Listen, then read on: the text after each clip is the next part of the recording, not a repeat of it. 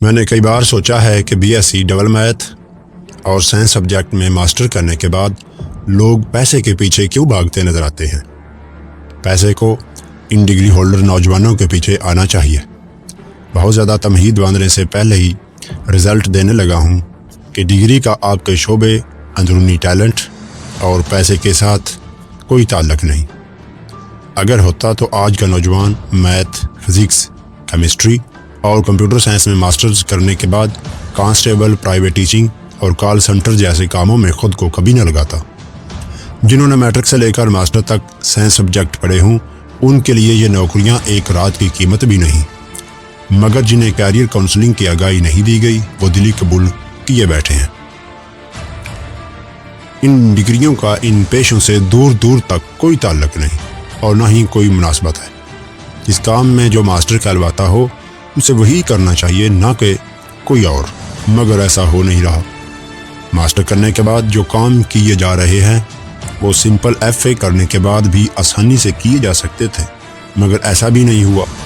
آخر اس خطرناک حالت کے پیچھے کون سی وجہ چھپی بیٹھی ہے؟ میرے نزدیک اس حالت کے پیچھے ایک وجہ ہے اور وہ ہے کیریئر کاؤنسلنگ کی عدم آگاہی۔ یہ وہ واحد شکایت ہے جو مجھے اپنے اساتذہ کرام سے تا حیات رہے گی، جنہوں نے اس آگاہی کے فقدان کو کبھی ختم کرنے کی کوشش نہیں کی۔ کیریئر کاؤنسلنگ کا ہر روز ہر کلاس میں ایک لیکچر ضرور ہونا چاہیے۔ حقیقت میں خودی کی پہچان کے بعد اگلا مرحلہ کیریئر کاؤنسلنگ کا آتا ہے۔ اندرونی ٹیلنٹ کی پہچان کے بعد کیریئر کا انتخاب تسکین کی وجہ بنتی ہے، ورنہ ساری عمر انسان بے سکونی اور بے چینی میں گزار دیتا ہے۔ پسند کے کام میں اگر خدا نے آپ کا رزق لکھ دیا ہے تو سمجھ لیں آپ پہ کرم کر دیا گیا ہے۔ کیریئر کاؤنسلنگ کے بہت سارے فوائد ہیں جن میں چند بیان کرنے جا رہا ہوں۔ سب سے پہلے صحیح سمت کا تعین۔ کیریئر کاؤنسلنگ آپ کو یہ سمجھنے میں مدد کرتی ہے کہ آپ کے لیے کون سا شعبہ موزوں ہے۔ اس سے آپ اندھیرے میں تیر نہیں چلاتے، ہدف کے ساتھ آگے بڑھتے ہیں۔ وقت اور پیسے کی بچت۔ غلط کیریئر کا انتخاب کرنے سے آپ کے کئی سال ضائع ہو سکتے ہیں۔ کیریئر کاؤنسلنگ آپ کو پہلے ہی صحیح راستہ دکھا دیتی ہے، جس سے آپ کا قیمتی وقت اور پیسہ بچ جاتا ہے۔ اور تیسرا فائدہ ہے خود اعتمادی میں اضافہ۔ جب آپ کو اپنی صلاحیتوں اور طاقتوں کا صحیح اندازہ ہو جاتا ہے تو آپ کا خود اعتماد بڑھ جاتا ہے۔ آپ یہ جان کر آگے بڑھتے ہیں کہ آپ اس کام کے لیے موزوں ہیں۔ چوتھا فائدہ ہے چھپی ہوئی صلاحیتوں کی دریافت۔ اکثر لوگوں کو اپنی حقیقی صلاحیتوں کا علم نہیں ہوتا۔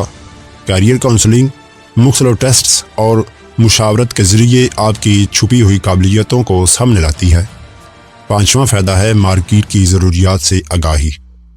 کیریئر کاؤنسلر آپ کو بتاتے ہیں کہ مارکیٹ میں کن شعبوں میں مواقع زیادہ ہیں اور مستقبل میں کون سے شعبے ترقی کریں گے۔ چھٹا فائدہ ہے تناؤ میں کمی۔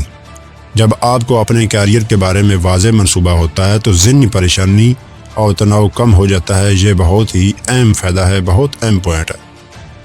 اکثر لوگ نہیں جانتے کہ وہ ڈپریشن کا شکار کیوں ہو پا رہے ہیں۔ وہ اس کے پیچھے یہی وجہ ہے کہ انہیں کیریئر کاؤنسلنگ کا پتہ نہیں ہوتا۔ انہیں نہیں پتہ ہوتا ہم بنے کس لیے ہیں۔ وہ نیچر کے الٹ کام کرتے ہیں تو تناؤ کا شکار ہو جاتے ہیں۔ اس سے آپ پر اعتماد طریقے سے فیصلے کر سکتے ہیں جب آپ کو کیریئر کاؤنسلنگ کا پتہ ہوگا۔ اور اس سے اگلا فائدہ ہے بہتر فیصلہ سازی۔